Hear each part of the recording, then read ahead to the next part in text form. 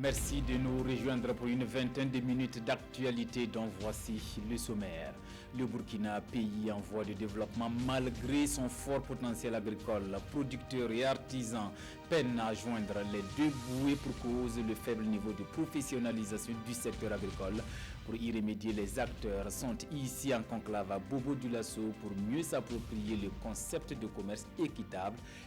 Explication en début de journal. Et puis nous irons à Francistown au Botswana pour les échos de nos étalons avant leur rencontre avec les zèbres. Après la mission réussie à domicile au stade du 4 août 3-0, le 11 national est toujours bien en jambes pour vaincre l'adversaire chez lui. Également à la une de cette édition, l'affaire Jamal Khashoggi, le journaliste disparu dans les locaux du consulat saoudien à Istanbul. La police turque a fouillé le consulat la nuit dernière. Un choc diplomatique entre Ankara et Riyad. Washington s'intéresse aussi à ce dossier. Mais avant de développer cet retour sur la commémoration du 31e anniversaire de l'assassinat de Thomas Sankara face à la presse hier à Koudougou, l'UNIRPS de Maître Benouendé Stanislas Sankara parle de l'héritage que le père de la révolution burkinabé a légué à la prospérité. Le souvenir est aussi celui des soldats de la BIA tombés le 27 octobre dans la cité du Cavalier Rouge. Issaka Kafando et Frédéric Etienne Bassenga. C'est un temps fort de la commémoration du 31e anniversaire de la disparition de Thomas Sankara de l'UNIPS à Koudougou. Benouendé Sankara et quelques membres de son bureau exécutif rendent hommage à ces soldats du BIA tombés le 27 octobre 1987. Ils sont tombés au nom de la liberté, de la dignité. L'UNIPS ne peut pas les oublier. Aujourd'hui, nous ne pouvons pas venir commémorer le 15 octobre 1987, parler de la renaissance du président Sankara sans ne pas avoir une pensée pieuse pour tous ceux qui sont tombés au nom de la liberté, au nom de la dignité et qui ont payé vraiment cher de leur vie. Un autre temps fort, la conférence de presse. Pour Maître Benouendé Sankara, Thomas Sankara est mort, mais ses idéaux restent plus que jamais d'actualité. Aujourd'hui, c'est devenu le creuset d'une réflexion africaine pour projeter surtout l'avenir de nos États, de notre continent. L'UNIPS fait un bilan positif de la majorité avant de situer l'opinion publique sur l'avancement du dossier Sankara. Le choix de Koudougou pour cette première commémoration hors de Ouagadougou n'est pas fortuit.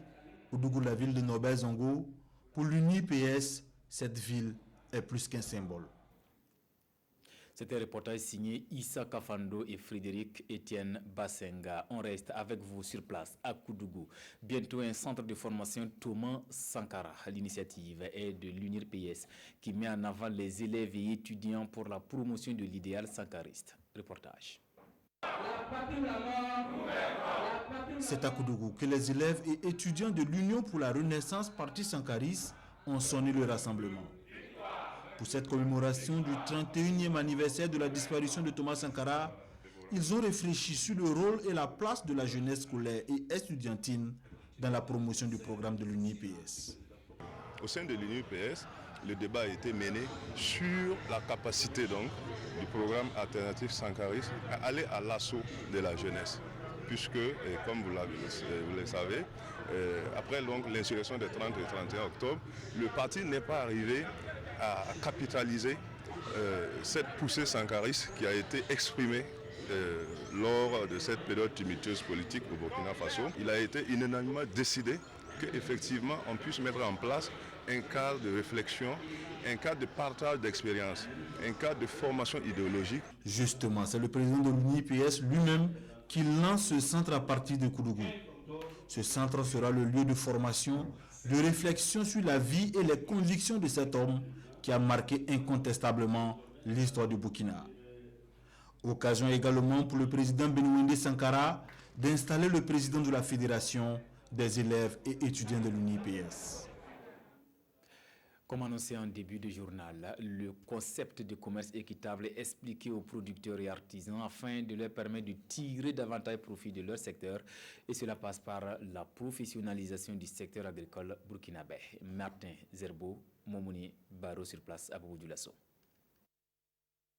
Ce forum qui réunit les acteurs du commerce équitable a pour objectif de changer le mode de production et de consommation pour assurer aux producteurs et aux artisans un travail mieux rémunéré dans de meilleures conditions. Le commerce équitable repose donc sur l'équité autour de deux objectifs majeurs.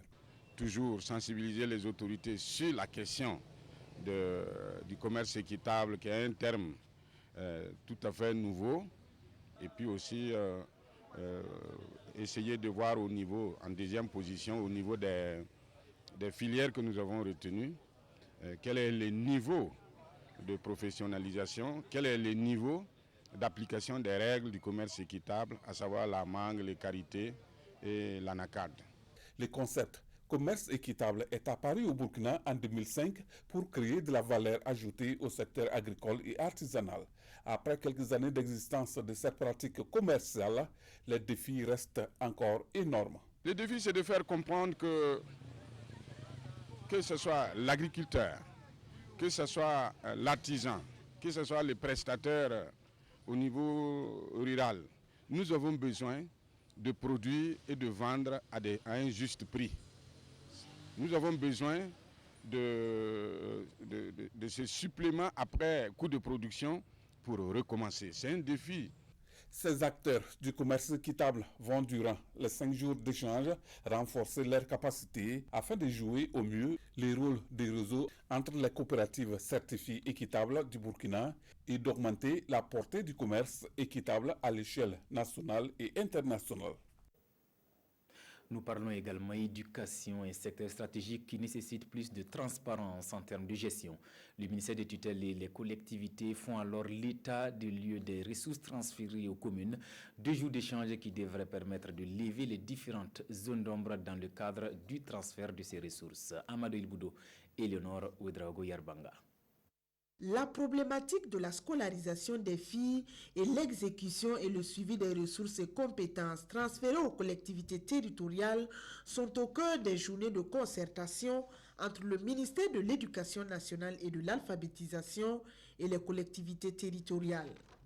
Selon le ministère, la construction d'infrastructures, le cartable minimum, le fonctionnement des écoles et la gestion des cantines scolaires sont entre autres les domaines dans lesquels le transfert semble efficace. Au niveau de Komiki Ipala, le transfert de compétences est assez avancé. Les difficultés auxquelles nous sommes confrontés, c'est surtout avec le contrôle financier. Parfois nos documents traînent au contrôle financier et ça nous met parfois du retard. Et cette concertation entend venir à bout des difficultés à travers une mise en commun des expériences. Il y a des communes qui ont fait du très bon travail, donc nous puissions échanger les bonnes pratiques, mais aussi regarder ensemble pour voir comment le gouvernement pourrait contribuer à alléger un certain nombre de procédures afin de faire en sorte que ce transfert de compétences aux communes là soit une réalité. C'est important de le faire parce qu'on ne peut pas à partir du niveau central arroser tous les secteurs de notre pays. Les journées de concertation entre le ministère en charge de l'éducation et les collectivités territoriales ont débuté l'année dernière dans le but de renforcer la collaboration entre les deux parties. Et le ministère entend les institutionnaliser. Promouvoir la qualité des services et des biens est désormais une exigence du marché international. La BNORM, l'agence burkinabé de normalisation de métrologie et de la qualité, y travaille donc. Un comité technique de normalisation vient d'être mis en place pour amender les avant-projets de texte pour l'homologation des normes au FASO. Yacouba Gamene, Kadissa Nogo.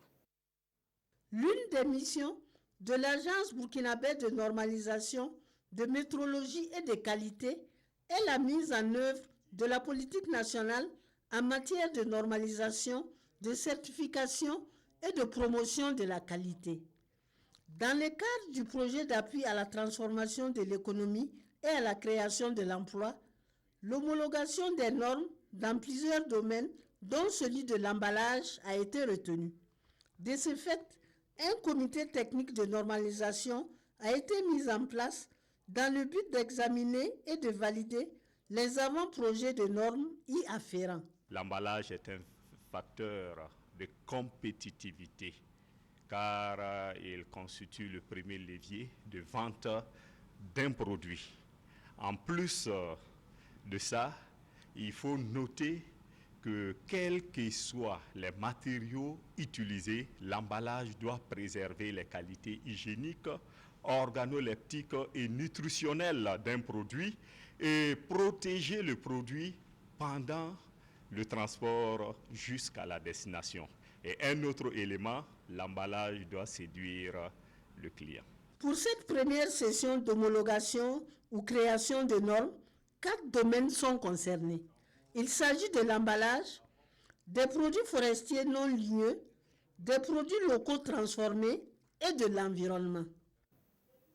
Solidarité oblige pour faire face au terrorisme. Hier, l'Union européenne a fait don de matériel militaire à nos forces armées nationales, des gilets pare-balles, de casques balistiques et bien d'autres équipements estimés à plus de 87 millions de francs CFA. Les points en image avec Lassina Ouattara et Oumar Zambré.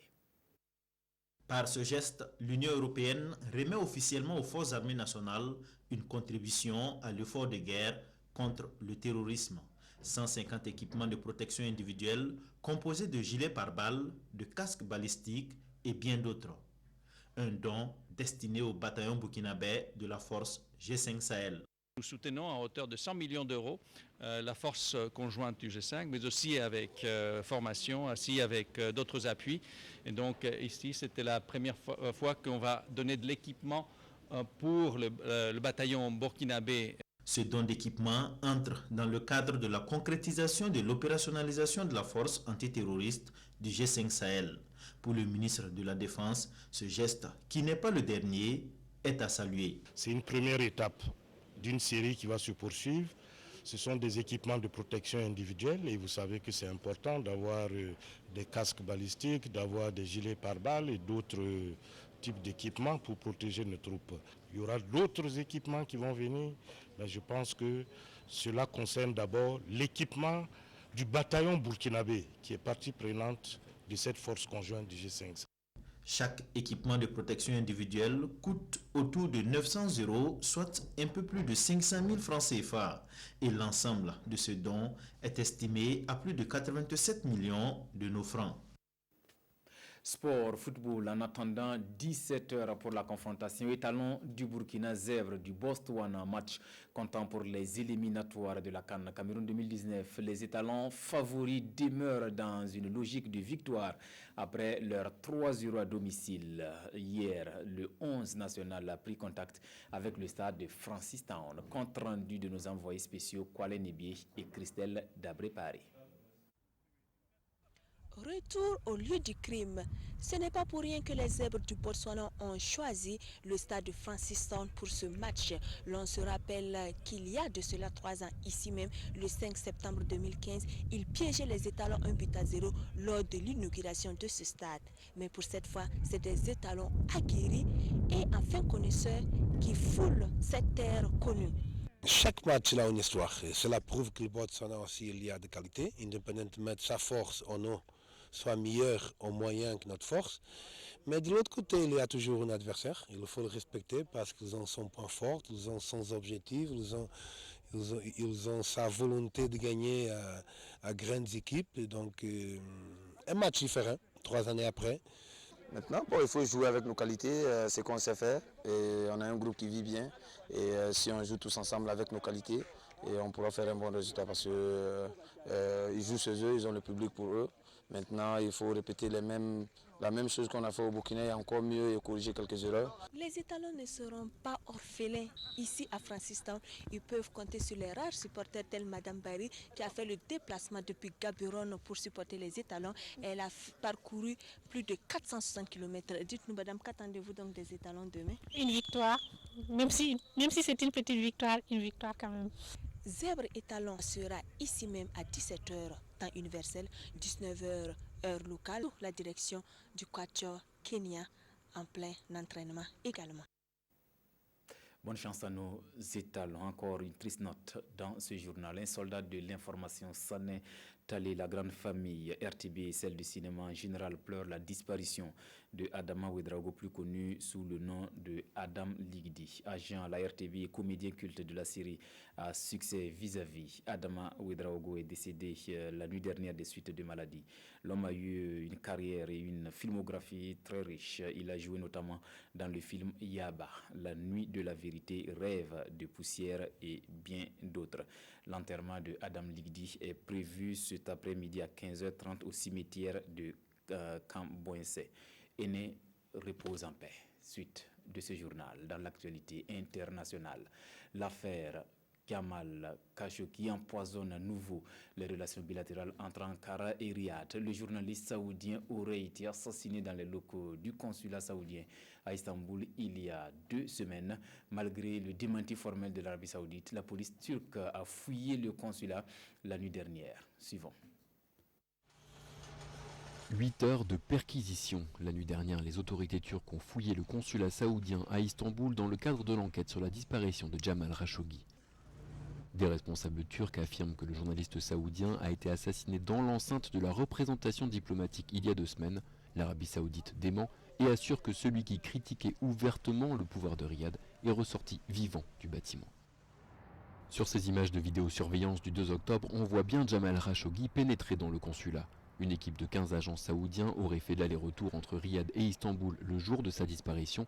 On les voit ici passer la douane à l'aéroport, puis entrer dans le consulat saoudien 2 heures après le journaliste. Jamal Khashoggi aurait été détenu, torturé, puis assassiné par les membres du commando. L'un d'eux aurait même été reconnu et identifié. Ce serait un médecin légiste saoudien qui aurait été chargé de démembrer le corps du journaliste afin d'évacuer son corps en dehors du consulat.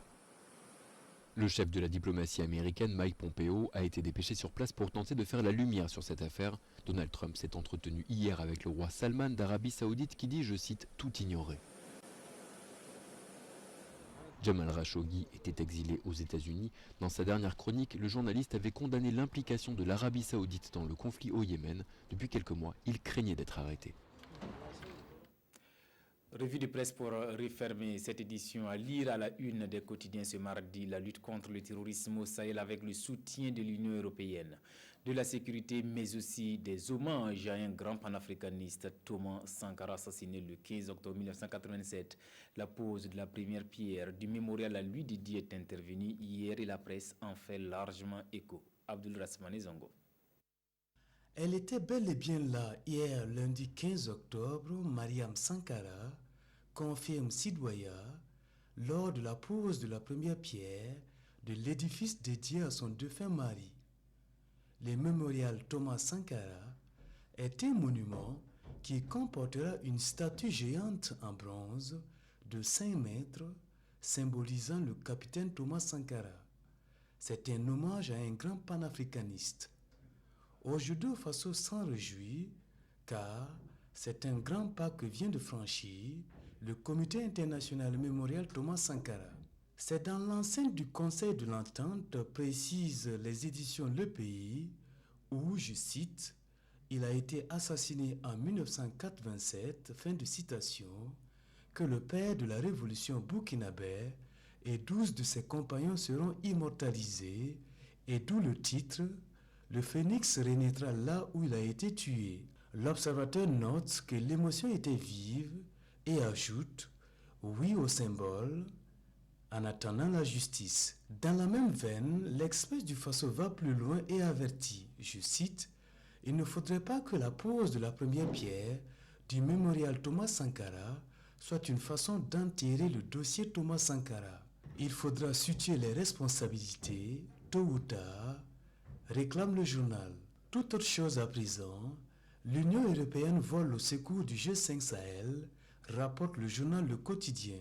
Je cite, « les forces conjointes du G5 Sahel ont été équipées en matériel militaire d'un coût de plus de 65 milliards de nos francs. Une façon pour l'UE de soutenir la lutte contre le terrorisme et les crimes organisés. » C'était là notre version de l'actualité de cette mi-journée. Merci de la fidélité au programme de la télévision du Burkina.